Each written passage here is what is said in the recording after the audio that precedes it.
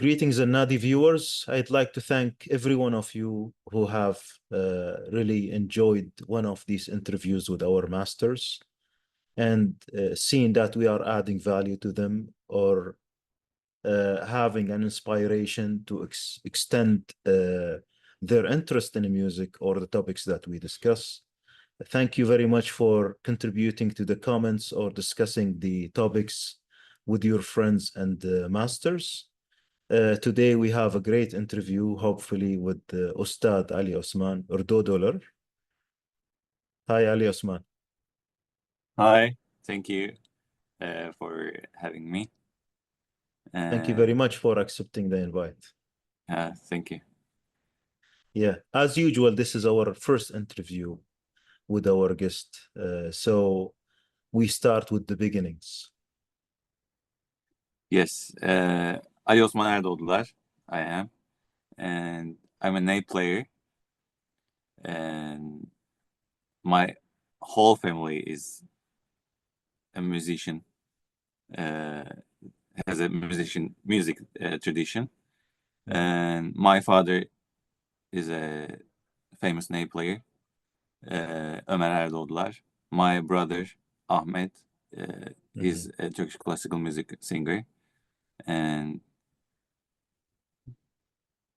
that's it for the beginning.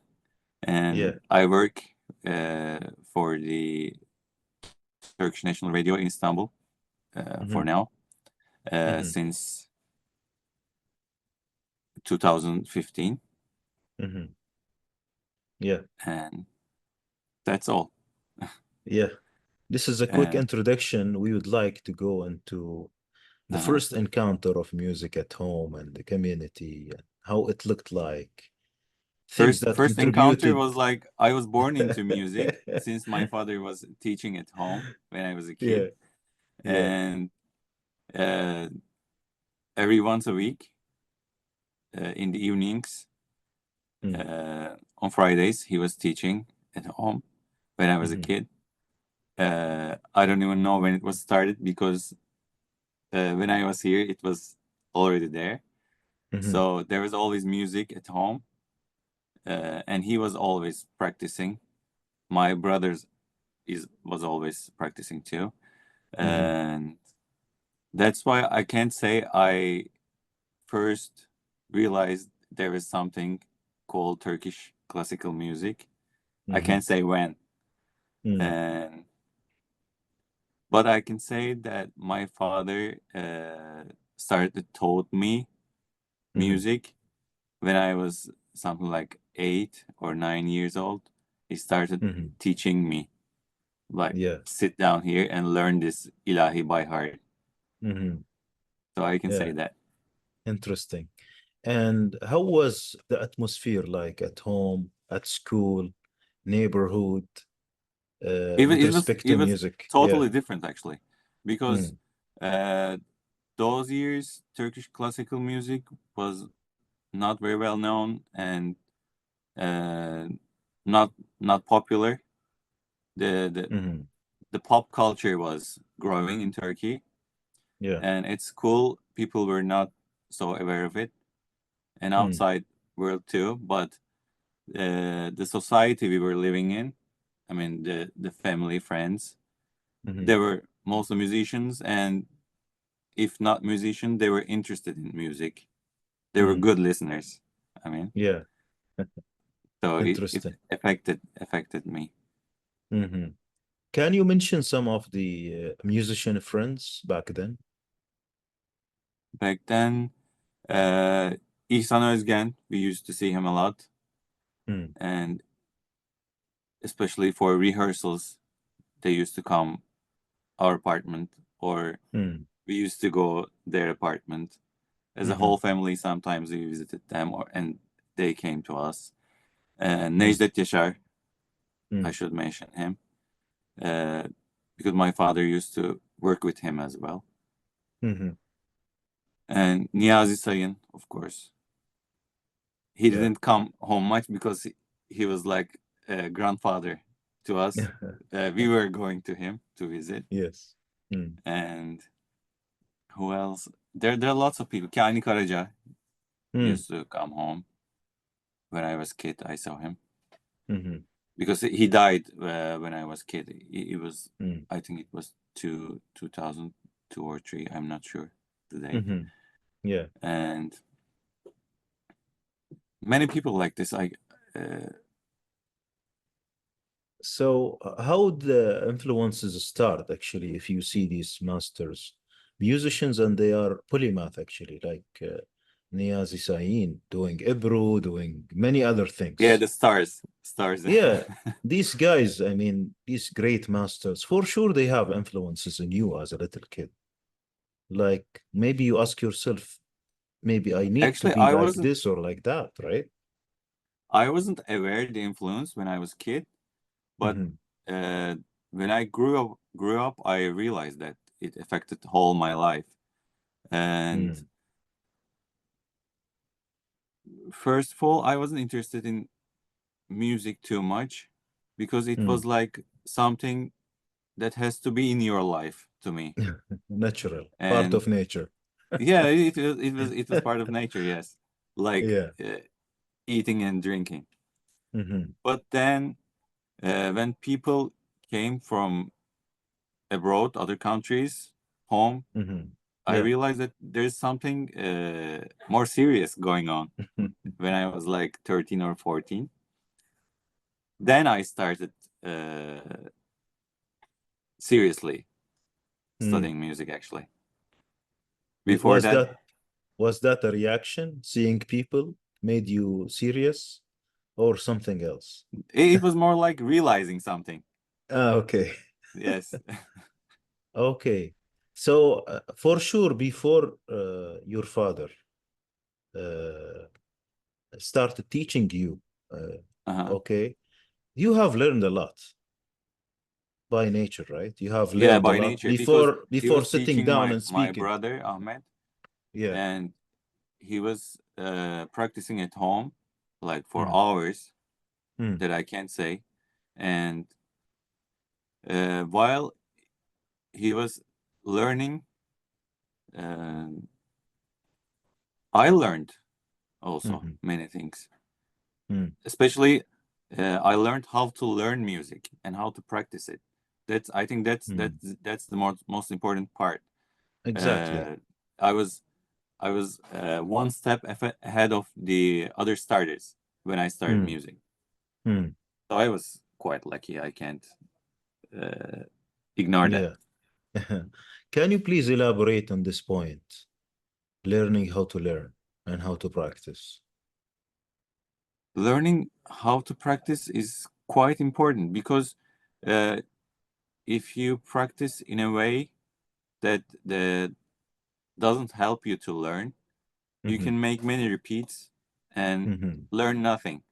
Once a student of my father came to a store. We have a store at Grand Bazaar in Istanbul. mhm. Actually, my father is a goldsmith. He's a Yeah. jeweler maker, Mm, and he was he wasn't good enough. He was like hasn't studied anything, and so he mhm, was upset. And he asked him, what did you do? He said, I listened to the records you uh, suggested me to mhm, practice and study, and I listened to them. But he just listened them, not mhm, try to understand and try to feel the nuances mm, and little pieces inside, and like repeat it mm. with the record itself. So he knocked the wall like this. These walls are hearing and listening these records for like 60 years, but still wall. That's I think that was a good explanation for how to learn it. Interesting. I think we will expand on this later, Yeah. talking about your experience. But what is the difference between before you were taught music, Uh-huh. right, intentionally by your father, versus hearing and roaming around with the surrounding of natural music? What is the Surround difference between the the difference, learning? you Yeah. know things Hmm. uh, by hearing it by heart, Hmm. but you don't know what it is, actually. You can't, maybe you know many ilahis in Makam Hijaz, but you don't know Yes. what Hijaz is. When you start Okay. learning music, you learn that what you do there is Hijaz, called Hijaz. I think Yeah. that's the difference. Interesting. Okay. So then what did you do to learn? Did you start singing or playing the ney or some other instrument? Yeah, my father's teaching style is like you have to sing first. He gave me a cassette. There were cassette players those years still. Yes. Yes. And he gave me a cassette of an old recording from Istanbul radio station of Bekir Sıtkı Sezgin. I don't forget it. Yeah. It was Ferah Feza Takım, they call it. Beste, Ağır Semai, and Yürük Semai. He sang those. He gave me that, and in this week, you're gonna memorize this whole cassette. Wow. Whatever inside it. Yeah. Wow. with the lyrics. So Yes. that was the first and serious start. Mm-hmm. So, by the way, you learn what Ferah Feza Makam is and how to sing in a way, like by imitating the singer, the master. And then you try to practice on ney. I mean, you imitate the voice, actually, while you play the ney or any other instrument. Yeah. So you chose ney. Yes, I chose ney. Like Ahmed, he said to me, Dr. Ahmed, he said, I avoided ney. Actually, it was my father. Yeah. Suggested him not to play ney because he was already a great singer. So singing and ney doesn't go together. At least something to play, like Yes. tambur or oud.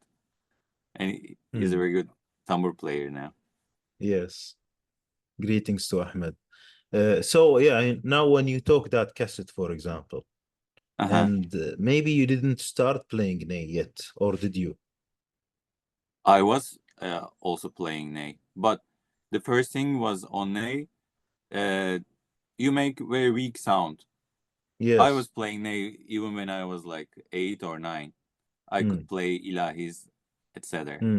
But if the sound is weak, there's nothing else you can do. You can be like how do you say a theory. You can be a theory master, and you may know lots of makams, and you can make some taksims. But if the sound is weak, that doesn't mean anything. So Yeah. I was practicing the sound itself without playing anything with some notes. Yeah. Like kabarast, because that's the hardest sound that you can practice. And by the way, I was learning music. Okay. Interesting. Is ney very difficult compared to other instruments when we start? If you're playing an instrument professionally, everything is so difficult. But the difference on ney is it's about the muscles of your lips. So the lips muscles are forgetting their habits so fast. If you don't play 10 days, you won't be able to make the sound again like you used to be. So you have to practice like 2 more months to reach that sound again. So it's a punishing instrument kind. Because if you don't play tambur 3 months, you can take it. Maybe your hands is going to be a bit slower, but you can play still. But if you don't play 3 months, ney, you won't be able to play it. Interesting. So Ali Osman, now maybe give us some light about this time when you started officially with your father, about the learning, taking care of these nuances, ornaments. Is it like phased learning, or what kind of learning was that with your father? What do you mean? I didn't understand I the mean, learning. did we go into a method or phase by phase? What is the progress, or is it happening like by nature? It happens by itself, actually, because when you learn a piece by a Yeah. master, it could be from a singer like Münir Nurettin Selçuk or anyone else, or it could be from an instrument player like Tamburi Cemil Bey or Niyazi Sayın. Tamburi Yeah. Cemil Bey, in the beginning, Tamburi Cemil Bey is so high, it's Mm. too hard to understand him. Mm. Even some performances of Niyazi Sayın is too hard to understand. Mm. But since I knew them, I can't compare myself with others because I was already listening to these music at home Yeah. since I was born. So Yes. I can't say exactly, but the first time I started, I was trying to practice like what my father was trying to practice because I was so eager to learn, so I had to get fast. I didn't understand much. I still learn many things on still the same on records. But every time you listen to those records, you hear some other thing. It expands by Yes. itself. It's like nature. Yeah. So Interesting. there wasn't a method kind of like that, like it is in Western classical music. So this was a Mesk practice, right? Yes, Mesk. a mesh practice, yes. Maybe can you elaborate it because you lived this experience? It is a very rare experience. People talk about Mesk, but how many Mesk real experiences are there back then and maybe today as well? But with the Yeah. technology, I think the mesh system has evolved. That's what I can say, because there's a story that my father's uncle used to tell about Kani Karaca, and when he was young in Istanbul, he saw him at the class of Saadettin Kaynak at Nur Osmaniye Camii in Istanbul, and he saw him there. At the end of the class, Saadettin Kaynak told the whole students, because there were many others, that he's gonna teach a piece the next week, but just for once, he's gonna sing it for them. And Yeah. he said he sang the piece. He doesn't remember what it was, but it was a long piece. He said, Yeah. maybe it was a beste or arsemai or something else. And Kani Karaca asked him to sing again. He said this is a long piece and he told him that he won't be able to learn it once or twice time. He said, please. So he didn't rejected him, and he sang again. And he said he asked for the third time and the fourth time. And on the fourth time, Saadettin Kaynak was angry with Kani Karaca. But he sang again. And in the end, Saadettin Kaynak was too angry. And he asked him, sing now to Kani Karaca. And he started singing from beginning to end. Wow. So this was the Mesk. But that Yeah. guy was Kani Karaca. I mean, it's impossible to reach him. Yeah. I can tell you about Mesk. It used to be like this. But now there are hundreds of thousands of records that you can reach. It was on the cassette player time. During the cassette player times, it was so hard to reach these records because they used to be on the old cassette players, like those big ones. So you had to find people who has them and you had to get them. But today it's so easy to reach, and you can listen to them as many as time you would like. So it's maybe the learning is harder because it's easier to reach. Yes. Yeah, but there is feedback when you go with a master versus records. This feedback thing, correct this, change this, do this better this way, repeat. This feedback But thing is not there. the feedback thing is like I had teachers at home for me, my father and my brother. So I can ask them. Yes, I mean, this is the only difference, right? Yes. And one of the If you're alone, it's hard. Yes, it's hard. yes, it needs you to rely on yourself and Yes. problem solve and so on. You tell But me, you better you tell can me. if you reach some point, you can record yourself and listen to it. Yes. You'll never like it, but you'll understand how Yes. bad you are. And Ali Osman, I think also this repertoire is so vast, so big. Yes. Some other cultures, for example, they can have a few number of instrumental pieces or famous singing pieces. I'm talking in general about the Makam family. And the musicians can reach to a very fast track mastering of a few pieces. This Ottoman repertoire is so huge. Right Yes. now, being a kid Even and having it was 10 times richer than this, but it's an oral tradition. That's why it was forgotten. Yeah, and today we discover more things from Kantemir, still. from Aliovki, from Yes. Kausari, from every day we discover treasures of great stuff, really. Now, when you were a kid and your father is giving you even takum in here today, a new piece there, makams are too many, usuls are too many. Yes. The art itself, the sanat itself is so vast. So how was it? I mean, it was he will pick up on his as he practices, he will tell you take this piece from my lunch. Isn't it? It's like we are eating the same meal, just have a portion, or he will pick things for you. Things he already practiced and still practicing. When I started playing ney, he used to practice things, and since the day he died, he was still practicing those stuff. I mean, some pieces from Tamburi Cemil, for example. Yeah. Some Yes. taksims. Even though he knew it by heart, like he could play backwards, but he was still practicing those and listening to them.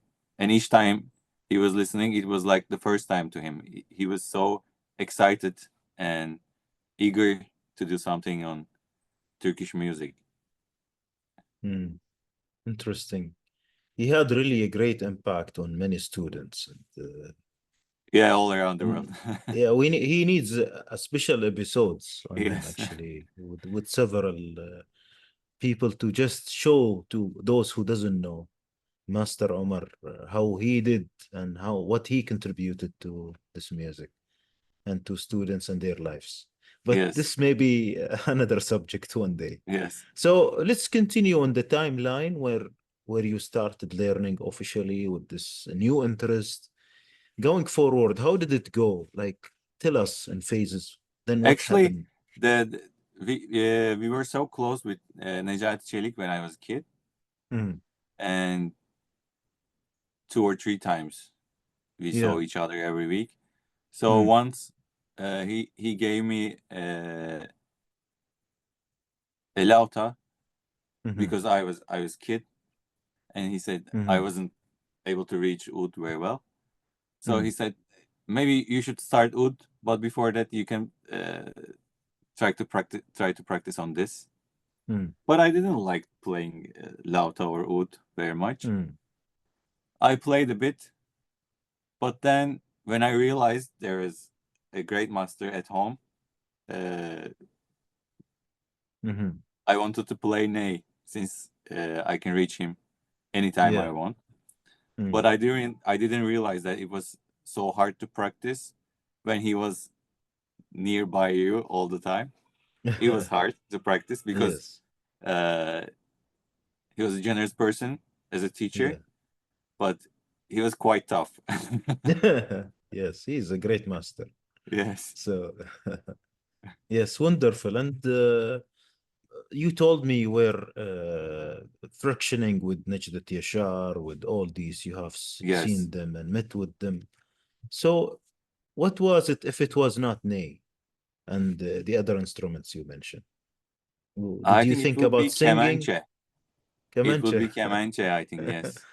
because I love maybe because the closest instrument of Cemil Bey is kemençe and then yaylı tambur to practice all the peşrev, sasemais or taksims, especially because I practiced nearly whole taksims that he played on kemençe and yaylı tambur. Yeah. Maybe that affects me for this decision that I'll make, but I think it was gonna be kemençe. What do you remember from Necdet Yaşar?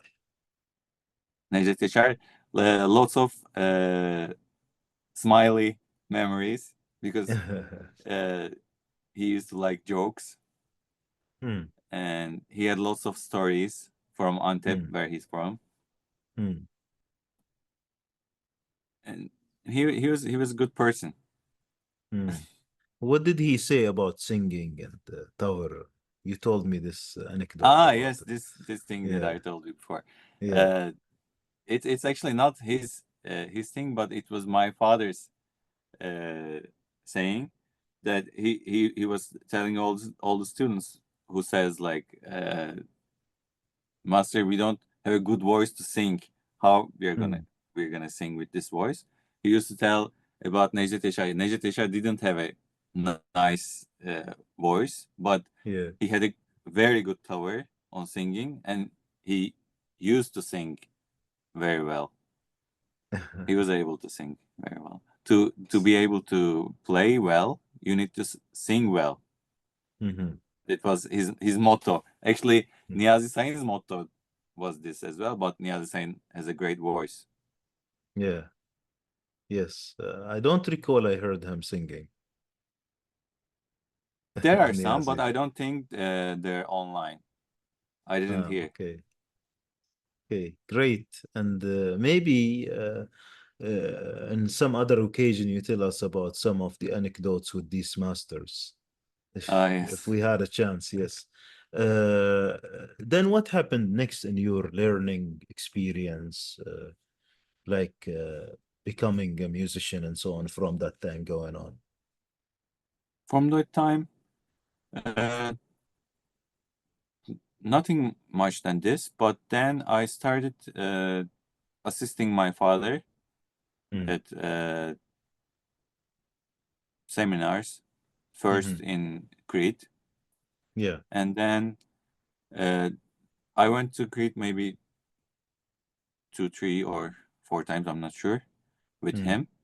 Because the first year I went, there were almost 60 or 65 students that we had to share for sometimes at least, because it was so crowded. And then I didn't teach much here in Istanbul because there are lots of Ney players in Istanbul. Ney became so popular. When something becomes so popular, I don't like it much because it's the meaning is changing with the popularity. Because many people does that thing because the others are doing it, so it becomes trendy. Something else. It becomes trendy, meaningless. Yes. Interesting. This is very interesting. Yeah. So helping your father in Greece. In Greece, and I taught in US several times.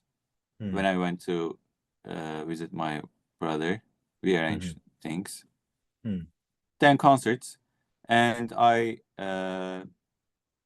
started playing at Omar, Ottoman Music Research Center at Istanbul University for almost 4 years before I started working at TRT. And it was quite an experience for me because I wasn't able to play in such a huge choir before that because we were like 2 ney players, 2 kemençe players, 2 oud players, a kanun player, and so on, with a huge choir back. And it was important for me to play there because Darül Enhan and Darül Talim Musiki Cemiyeti was the ancestor of this choir. Yes. Yeah. These albums are really quite interesting. Yeah, We would they're like very to well. thank you and the team for this treasure. Yeah, so I'd like to just shed some light on this time of learning, and then we move forward. What was your practice like? How many hours? And yeah, In you the tell me beginning, about. Yeah. any time I have, I was giving it to Ney and music, especially on Ney, to Mm, strengthen my sound. mm, It was something. It was never less than 6 hours mm, in the beginning, mm. Yeah, because I was at the store most of the yeah. time, especially in the summer. So the whole summer was on music. Mm, And other than that, at home, because I wasn't on computer much. I wasn't a mm. game kid, Yeah. so I was spending my time with music. So those 6 hours became And bigger later? antisocial kid. No, this is really a great feature. We get lucky when you go that direction. Thank you. Yeah. So for the practice, it stays 6 hours, or it increased, or what? Of course, it increased time to time. Actually, the reason why my father also liked teaching in Crete, because Mm, they were making, like, trying records on playing, mm, yeah. like, without stopping, 2 hours, Mm, because yeah. it's something like impossible without taking the bashpare from your mouth. 2 hours, then you won't be able to feel it. It's gonna be Mm. numb. And once I was there also. We practiced almost like 12 hours, Wow. 10 to 12 hours, Wow. yeah. Because there is just a lunch break in the afternoon. Mm, We were starting early in the morning and mm, right after lunch. And since mm. it's a mountain village, there's nothing else Yes. that you can do. The Mm. the most exciting thing was playing music, and when you have nice musicians there, because it wasn't only the beginners, there were lots of good musicians, players Yeah. uh, Yes. getting there, so it was nice. It was a version of Mishka. Yes. Yes. Yes. What about reaching to the professional level? What is the criteria that says I have reached the professional level? I actually don't feel like I became professional. I still feel amateur. When you're amateur, it's uh, easy to make mistakes, Hmm. and I don't reject making mistakes, because if you don't make mistakes, you won't be able to know that they're mistakes, and you won't be able to be brave enough to do something new. Hmm. And I We like it don't that way learn. more. We don't Yeah, we don't I don't learn otherwise. I don't say I'm professional. Yeah, but in general, like talking about musicians, when do they say I reached to a professional level? Because this is like a common term I people think look good for. musicians never say I became this, because the last time we talked about music to Niyazi Mm, Sain, he used to tell, I stopped playing Ney without making a good sound. hmm. If he Yeah, says this, anyone else can say nothing else yes, on this. yes. Interesting. As and the other side of it is Because when I can, yeah, if you go say ahead. that I became something, that means that you quit learning. Yes, Yeah, yes. that's important, I guess. Yeah, and also about the delivery, when you can deliver something that's really good enough to Hmm. show, that becomes like the consistency of delivering a certain level. But like saying professional, it's the end. Yeah, it's the I'm end of done. something. This is like I'm done. Yes, No more. because if there's something so vast in front of Mm, you, you can never say that it's finished, because Mm. as we talked earlier, there's something new every day coming out that you should learn. Yeah. Maybe sometimes you learn some things that you knew wrong becomes right. Right becomes wrong. Yes. Interesting. Interesting. This needs a lot of focus and attention and review. Yes. Interesting. Can we have a pause here? We stop for Yes. a short break Okay. with our audience. Can we get maybe a glimpse of those classes with your father where you were helping him? Can we share something about this, a video or something? Maybe a video with him playing. We had a small concert kind of thing. Maybe we can share something like that. Okay, interesting. So we'll enjoy it and come back to you. Okay.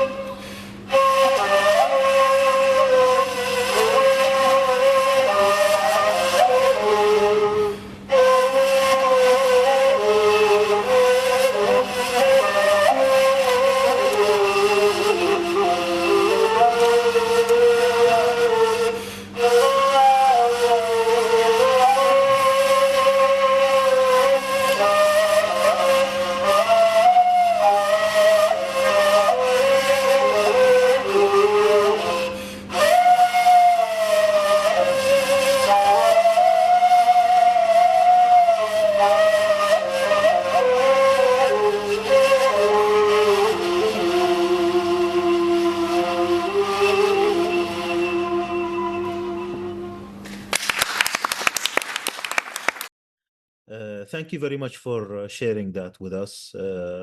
Now, my question is, tell me about the time when you split with your father, students between you and him. What were you teaching them, and how was it like? Actually, it was like for the beginners, how to hold ney in the right position, Mm, how to keep their mouth on başpare, the mouthpiece, mm, and how to blow. mm, For some easy ornaments, how to make them with fingerings, and yeah. how to use the breath while making an ornament. Mm, I was showing that, mhm. and actually that was the whole thing with the And students. and you come back to the same class, you Yeah, reemerge. it was like for 2-3 hours we were playing separately and Mm, then gathering with the whole group. mhm. And that continued in the next years. Yes. Mm, interesting. Uh-huh. Maybe let's switch to your education. You were doing music at home. Did you do Yes. music at school? Did you do music in the university? No, I studied chemical engineering at university Mhm, uh, because the year I was going to enroll the school, there was a new government plan to mm, retire all the teachers, professors over age 65. So yes. Niyazi Sayın and other great masters were retired. So I decided Mm, not to go to conservatory, mhm, and I was able to study engineering mhm, in a uh, good technical school in Istanbul. mhm. Yeah. So I decided to study engineering Mhm. because it's easier making a living through an engineering and enjoying your music. With no influences. I know. Yes. Yeah, this mature thing, a mature thing Yes. that you mentioned. Actually, it's mature. Yeah. So, yeah, interesting. So, you didn't work in chemical engineering after graduation, right? I had worked in several places for short Mm-hmm. term, Mm, but I decided that I wasn't an factory person. mm, Yeah, because I was going to be unhappy to be there. So mm. I decided the music way. If I could make something, then I Yeah, started uh, the gatherings of Omar. yeah. It was those years, yes. Interesting. You stayed in Omar for 4 years, you For mentioned 4 years, earlier. yes. I stayed there. We had many concerts together. Mm, We made albums there. mm, Uh, Thanks to Gönül Paçacı, the mm. leader of the whole group. Yeah. And she's a great person and very Mm, hardworking. Yes. mm. Interesting. Can you tell us about Omar? How does it work? Concerts and albums, selections, choices, the system, I mean. Choices. The systems were working on as it used to be on the traditional way. Mm, Like icra heyeti, it used to call icra heyeti. Then it became Omar, mm, and the selections were made by Gönül Paçacı herself. mm, But it was always uh, classical pieces, sometimes which were played with mm, different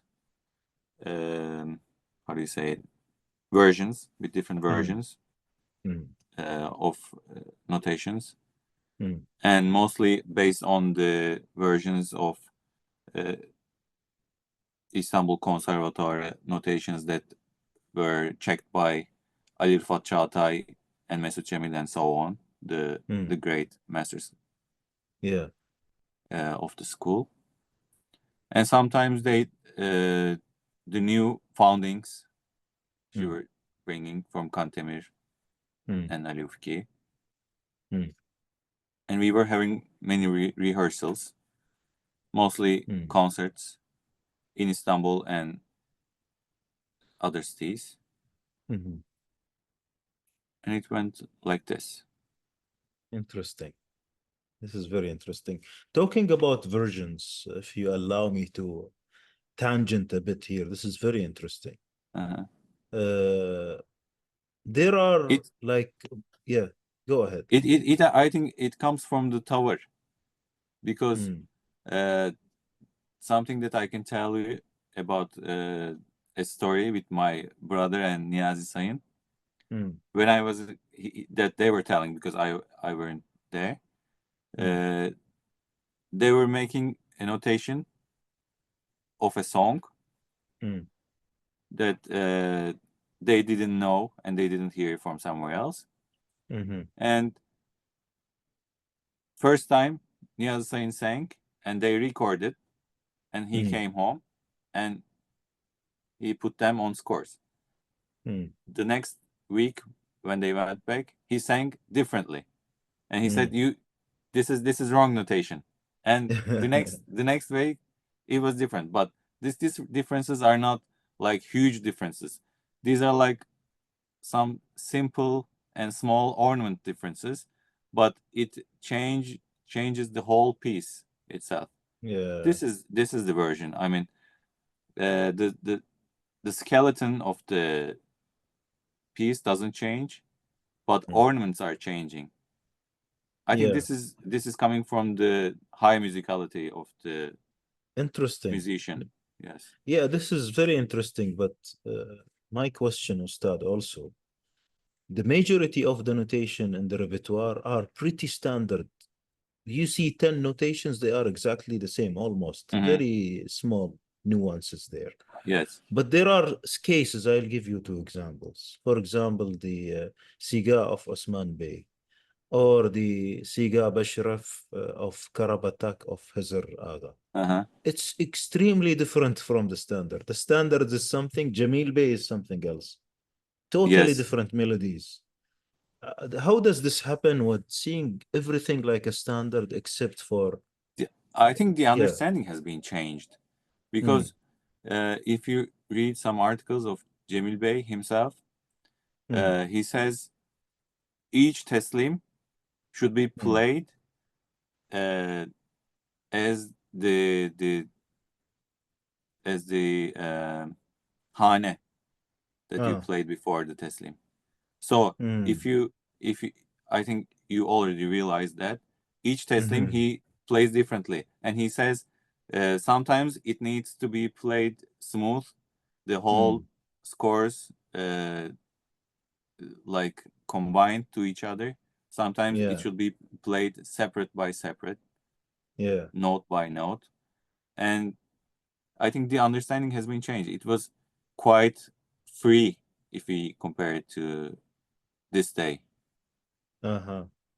So I understand Modern that time. very few musicians today continue to have the free approach to music, rather than having it exactly the same as per maybe the common version people are doing.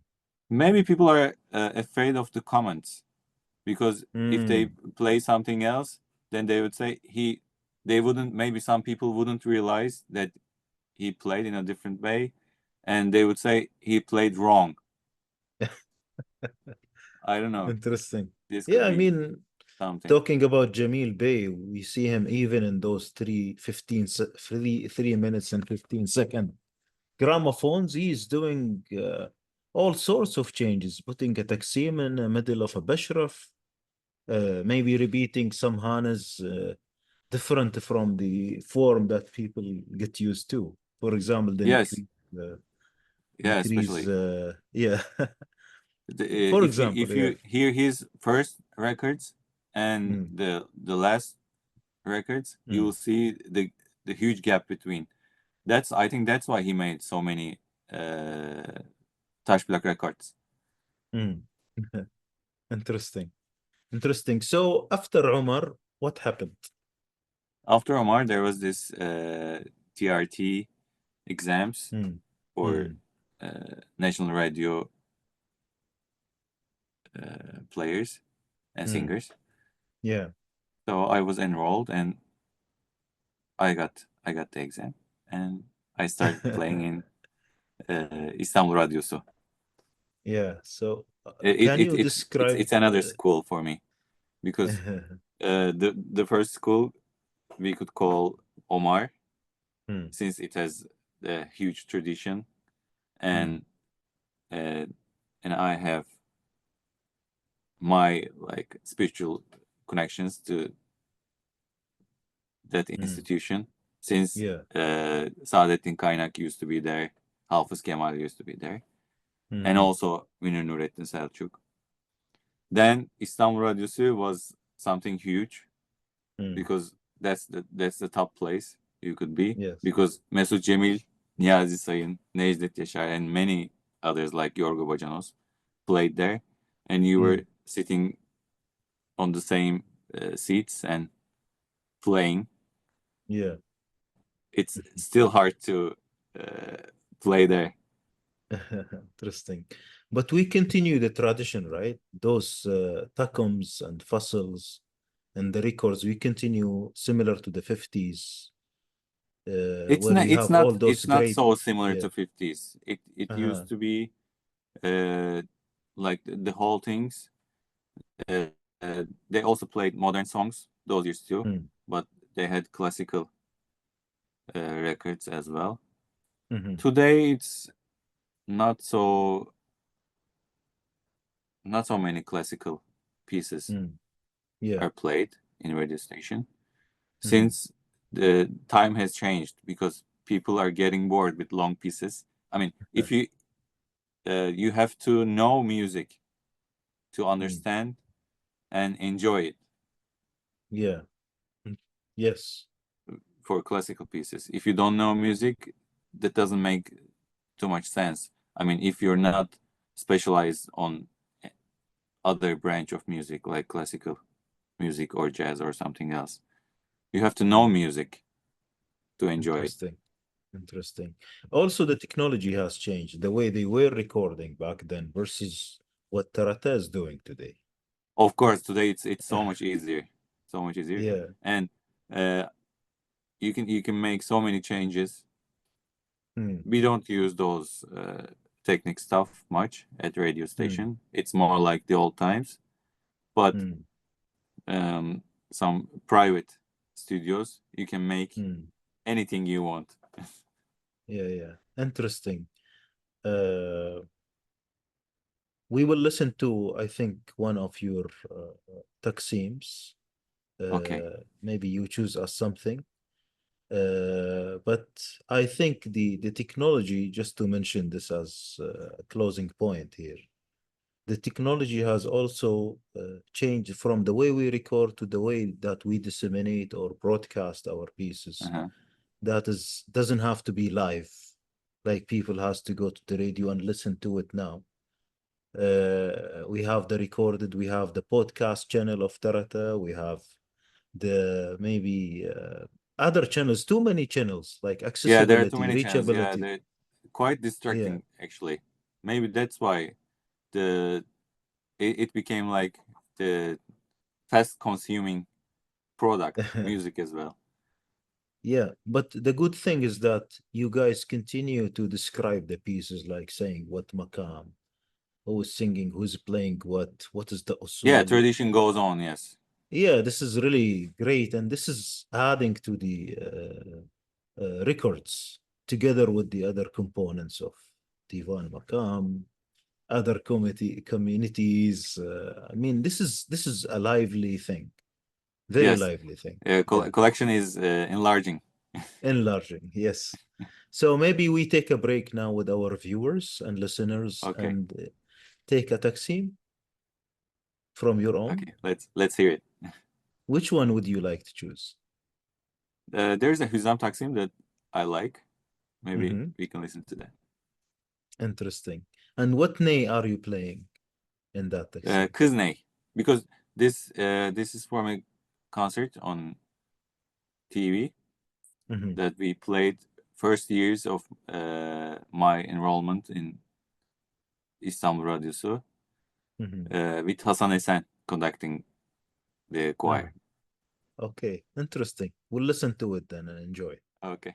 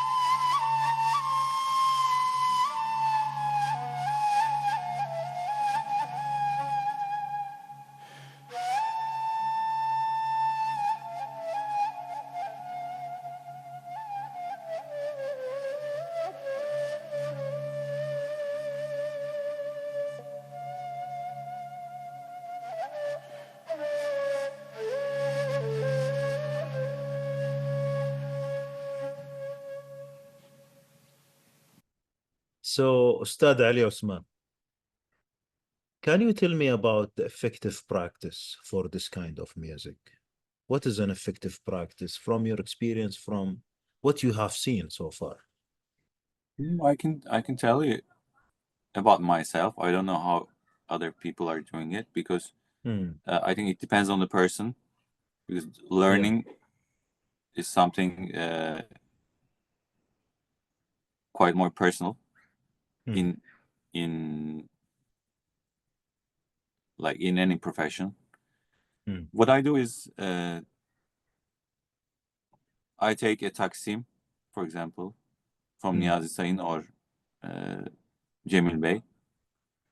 First, I listen to it, and then I make the scores as I can understand. Yeah. Because there are ornaments and some movements that I can handle on ney. Sometimes if it's kemençe, I have to transcribe it to ney.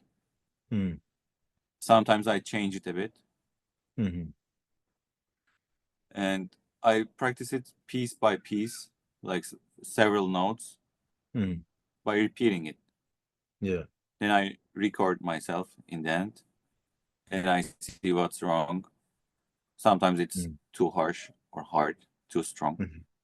And I try to soften this. If it's too softened, I try to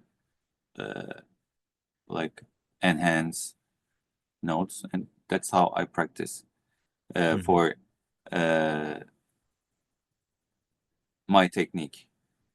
Yeah. To improve my technique. Yes. Now this is for taksim. What about Beshraf, Samai's, Sharki? Peshev Semai, it's the same. I take way. a record. Yeah, it's the same. because this is for learning Tavır actually, not Taksim or Peşrev itself. By the time you learn the Taksim or Peşrev as well, but the real thing in Turkish music is Tavır. Yes. Because there are many different towers on Ney as well. Like there's Aka Gündüz, besides Niyazi Sayın. The grandfather Süleyman Erguner. They're all different. Yeah. If you listen to first records of Niyazi Sayın and Aka Gündüz, they're quite similar to each other. But after 80s, Niyazi Sayın flew away from Aka Gündüz, and Aka Gündüz has made his own way. Yeah. Can we maybe explain what is Tavır for our audience so they can recognize this thing? Yeah, Tavır is something too hard to explain, but you can say something like personality on the instrument.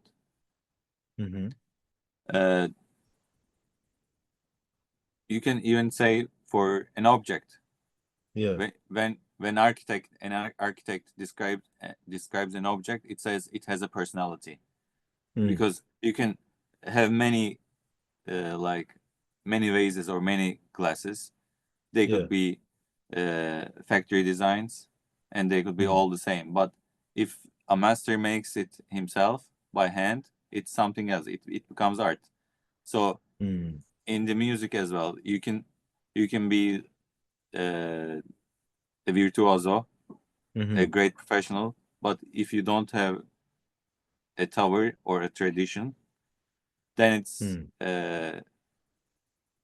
something regular. Okay, so something that distinguishes. It distinguishes. It's quite more artistic. Yeah. So we close our eyes. Yes. We listen. We say this is Niyazi. Yeah, but exactly, that's it. But it used to be lots of different towers. You could say this is Niyazi, this is that. But today we're almost all the same. It's too hard to distinguish one from another. If you are able to distinguish yourself from the others, then you have something. Interesting. That's Very why. interesting. That's why we are practicing the great masters, and you're taking some from him, some from the other, and then it becomes yourself, something you. I mean, something new. Yeah, I create hope it your own becomes. character. Yeah. Yeah. Yes. Yes. Now about the singing and tower, you mentioned earlier that when we learn pieces, we have to sing them, right? Now Yes. let's put this into the context of practice, please, just for us to understand the value of that. Singing, it's like a child learning how to talk. Because doctor says a child starts learning by music. They don't hear the words by themselves. They hear the music of the word, and they imitate it. I think it's the same way that you learn music, by learning it by heart, by singing it. You learn the melody by some like your mother. The master becomes your mother there. You learn from him, and you try to imitate what he does, what she does, and then you learn. It becomes the tower. It's the tower, and by the time you're learning the piece, Yes. So it's not quite complicated. Sounds complicated, but it's quite simple. It's not actually, but we'd like our audience to understand how to practice it, because we can maybe the Taksim sing it with our voice, or that particular bar or two, we practice them Yes, by our voice or the whole Beshraf maybe. Is it? because since there are now exact notes on Mm, makams, because like in Hüzzam, every mm, note is been changing, especially mm. the mi bemol is always changing. So to learn that, you have to hear it first Yes. on the score. By looking at score or reading a score, you won't be able to understand what it is, because it's always Mm, the same thing there. mm. Yeah. But Interesting. while it's ascending, it's different. While it's descending, different. Mm. And that To cannot learn be it, you need a captured. teacher. If you don't have it with you, then the record is your teacher, and then you could Exactly. ask someone if it's correct or not. Yeah, and we can capture the differences of these changes by Yes, singing them. by hearing it, yeah, by He- singing, because Hear and you sing. can hear Yeah. it, Mm, but if you don't uh, sing it at the same time, the brain doesn't work mm, right, because they say he, hearing is less memorable than singing, mm, and much less than writing. mhm. Oh, interesting. And also, we are testing ourselves. Maybe we thought we know it. We thought it's correct the way we hear it. But when we sing it, it's not quite the same. It's a test. We are trying to Yeah, validate, yeah, isn't it? it's quite a big test. Interesting. And we learn that way, actually, by doing a hard effort. Hmm. Mm. Now, when you mentioned scoring, do we need to score it because of writing or because there is no score for that particular taqsim? I When you do it mentioned your, yeah. to learn it better and memorize it, because I realize that if I write something, then I can learn Mm, it better. And when I mm, asked a friend of mine who's a neurologist, mm, and she told me that uh, especially the thumb mm, is the most important part of our brain. It mm. like uh, affects 80% of the brain. Yeah. So that's why it's important to move your fingers. Ah, That's why okay. we're writing when we're learning, she said. And Mhm. that was my idea before that too. That's why I write. Interesting. Interesting. So this practice can go for hours Yes. and breaks and Uh-huh. hours, breaks and how does Yes. it look like in general, this practice session? It's Yeah. like sometimes give me stomach aches. Because listening to General Bay is also quite hard, because Mhm. he's too melancholic, and Mm. too much melancholy is hard Yes. for modern times. Yes. Uh, it's like making me nervous sometimes, Mhm. Mhm. but I like it. Yes. Quite masochist. Interesting. Interesting. Ustad, tell me about your teaching. Now, for sure you have a way of teaching and you are doing teaching, right? Do you teach Yes, online yes. or in I person? recently actually I Yeah. recently start teaching Mm, uh, once a week. I actually use the same method as my father did, but mhm, maybe my teachers are telling me, because I'm younger than him, I am quite mm. more forcing my students. Uh-huh. I don't give much breaks, Mhm. so they're Yes. complaining for that. But Yeah. many repeats, Yes. uh, as I mentioned before, singing first, but Mhm, piece by piece. We are mhm, especially singing the Peshe or Semai too, with mhm, the notes, even if it doesn't have lyrics. mhm, For example, the first line mhm. we sing and then we play many times. The second line we sing, we play many times. When we finish the whole hane, we repeat the whole thing again together, and it goes on like this. Mhm. And where is this teaching happening? Is it in a place? Is it online? Is it group? It's in a Individual? foundation in Süleymaniye. Mhm. It's a very nice place. My father used to teach there, Yeah. and it's the house of Kanuni Hacı Arif Bey, Mm. an old great master, Yeah. right in Yes. front of the mosque. It's a very nice Yes. place. Yeah.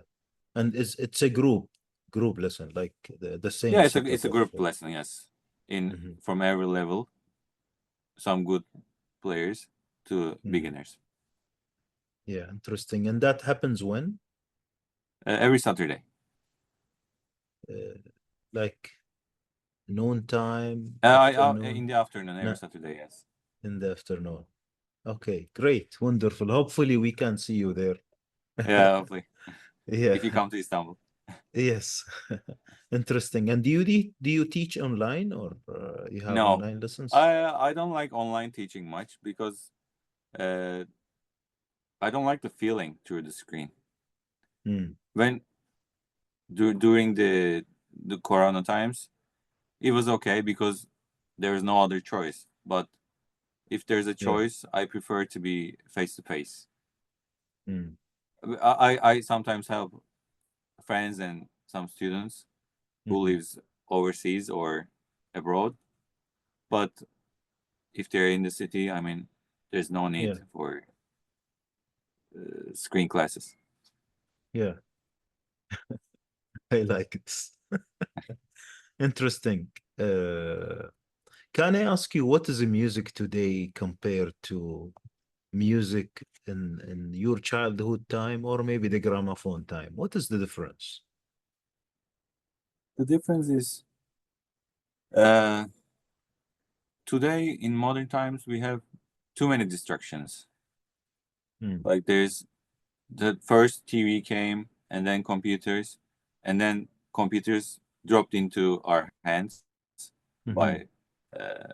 mobile phones. Mhm. So by mobile phone, you're able to reach any kind of music with one Mm. click through Spotify Mm. if it's an album. If not, you can reach it through YouTube. So Mm. the understanding has been changed. We were talking the other day with a friend of mine that people used to get slaves in the old Mm. times, and they were making them sing Yeah. before they hired them Mm. because they needed an uh, like Mm. entertainment during the Yes. day or during the night. They were Mhm. making them play and sing. But Yeah. today, there's nothing like this. In like Mhm. 50s or 60s, in every house, they used to have at least an oud, and Mm. many of uh, the house people Mhm. used to play something Yeah. Mm. because there was nothing else to do. But today there are phones and Instagram and Facebook or YouTube. People are spending their time with that. That's why the Mm. time has changed and the understanding of the music has changed as well. Mm. Uh, I think now it's quite hard, but it's getting much more popular to do music Mm. because people are getting bored with this Mhm. too many technologic stuff. Mhm. But we'll see what happens. Okay, now if we take it to the musicians themselves, and we compare a singer to a singer or Uh-huh. instrumentalist to instrumentalist, did we change as musicians from that time to this time? Of course, yeah, we changed. They I think Mhm. they used to make music for music and to express themselves those days. Mm. And there Mm. was this energetic uh, records that we can hear today, and I think Mm. it was quite better than all those records those times, because there's an old great master of Kani Karaca as well. Ali Üsküdarlı. He was a great singer and imam of Yeraltı Camii at Karaköy, Istanbul. And he used to tell his students that you didn't hear Tamburi Cemil or Hafız Sami. They were much, much better than those records. So we are lucky to have those records. But today are people making music for something else, maybe. Maybe for fame. I don't know. But the understanding has been changed as the time changed. We talked before. Yeah, here, by the way, we are talking about general phenomena. Yes. We know that there are exceptions. The feeling has changed. We can feel that enthusiast as they had today. Yes. I like when you say they play music for the sake of music or to express themselves and that sort of energy. Yes. Today, we see the same piece that was sung by Bakr Sidqi, for example. I don't know how much effort he does for producing a 3-minute piece as a song, for example, a sharka. Or maybe an instrumental piece done by Najdat Yashar or Niyazi Sain or your father. Compared to today, we see very few people really having that sort of energy. Yeah, maybe they don't practice it enough. Hopefully, there are some. Yeah, there are for sure. For example, there are exceptions. Türkan playing kemençe. You can feel it. I mean, if like the thing is the passing the expression and the feeling of the musician. Yeah, there are some. There used to be few in the old times too. Today there are few too.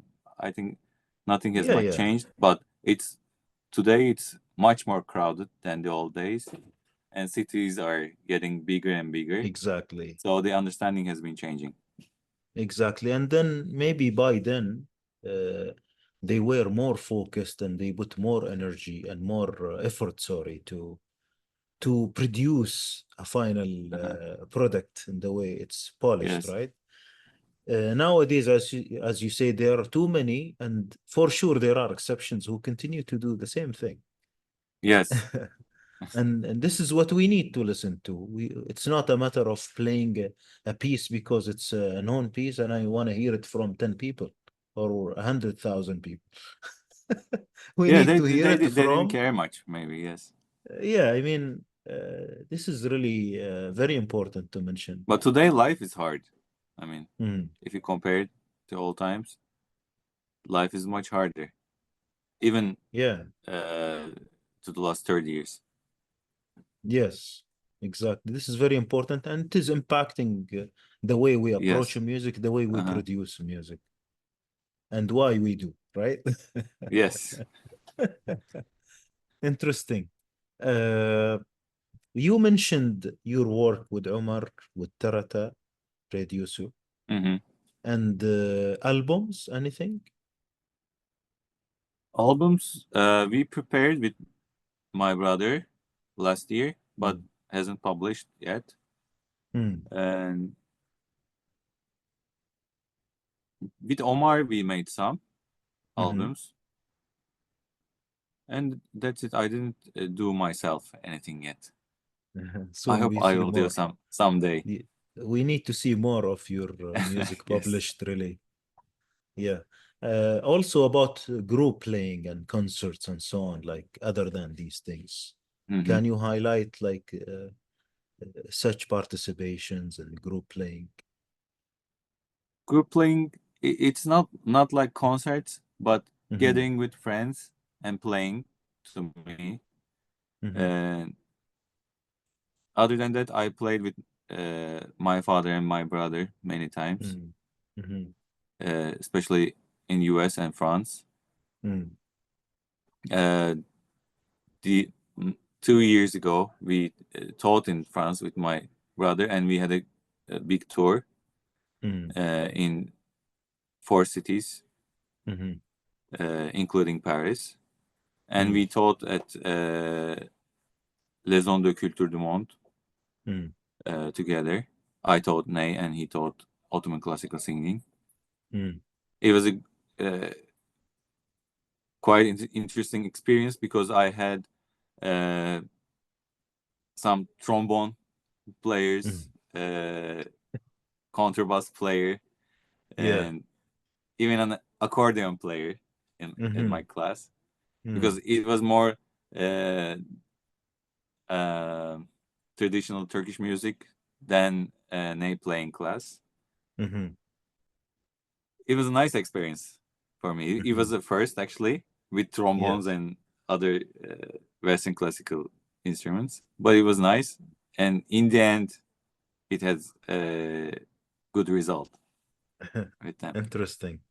And you still see an interest in the Ottoman music everywhere. Yes, people are looking for it, and they'd like to learn and maybe get more into it. Is it? Yeah, the interest is getting more and more. It's improving, and I think time to time it grows and shrinks, because in the 70s and 80s there were much more attention to Ottoman classical music. Then it gets slower, the attention. Now it's rising. Time to time it's trending. Interesting. Ali Osman, how can you be reached out? If I can somebody be would reached like out to collaborate through Instagram. Instagram is much easier because Mm. you can reach me through my name. Mhm. Other than that, email. Through Mm. email. Can you mention the email for people? Yeah, email, my full name, and gmail.com. Okay, so no space. No space, yes. Yeah, similar Ali to what Osman you see in this. Ali Osman Erdoğdular at gmail.com. Interesting. Great. I really enjoyed the time here Me with you, too. Ustad. Thank you for Yeah. having me. It was a pleasure for me too. Yeah, I'd like to maybe pick a piece, maybe from a recent recording. Yes. We can share a recording with the students from France. It'll be nice, I think. Yeah, interesting. And before we go, and we will meet for sure for another interview on many other Inshallah. topics. Do you like to conclude for our viewers? What you'd like to conclude with? I would like to conclude with music. Music and music. Interesting. Thank you very much. We'll meet again. Hope they enjoy Turkish classical music. And I think they can explore many good masters. Maybe we mentioned some, and if they search some of those, they'll see the rest, hopefully from YouTube. Yes, because they have a great selection now. And nice listenings. Yes. Thank you very much again, and thank you, viewers. We'll meet you again with Ustad Ali Osman and other guests as well. Thank you.